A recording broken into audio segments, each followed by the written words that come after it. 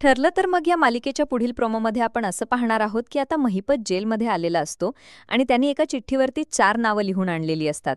त्याच्यावर 4 नावं लिहिलेली असतात: सरंजामे, राजेंद्र, मधुकर पाटील आणि शेवटचं नाव असतं प्रिया.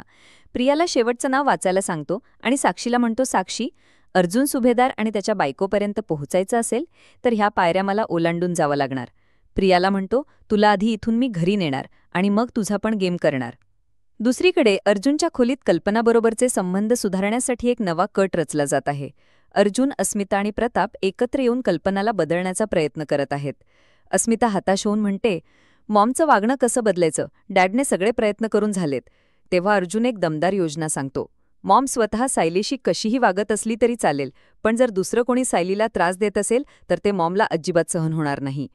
तो पुढे अस्मिता आणि प्रतापला सांगतो, तुम्ही दोघांनी मिळून सायलीला टॉर्चर करायचं. अर्जुनच्या या वाक्याने मोठा ट्विस्ट येतो. मग ते तिघेही मिशन मॉमसाठी तयार होतात आणि त्यांचे हात एकत्र ठेवतात. पण त्याच क्षणी सायली तिथे येते आणि विचारते, तुम्ही हे काय करताय, हात का असा ठेवलाय? सायलीला पाहताच ते तिघेही पटकन हात बाजूला घेतात. यावरून एक गोष्ट नक्की स्पष्ट होते की सायली आणि कल्पना यांचे मनोमिलन होणार आहे. सायलीला त्रास होताना पाहून कल्पना नक्कीच तिच्या बाजूने उभी राहील आणि त्यांच्या नात्यात सुधारणा होईल. पुढील भागात काय होते हे पाहण्यासाठी सज्ज व्हा. तोपर्यंत नमस्कार.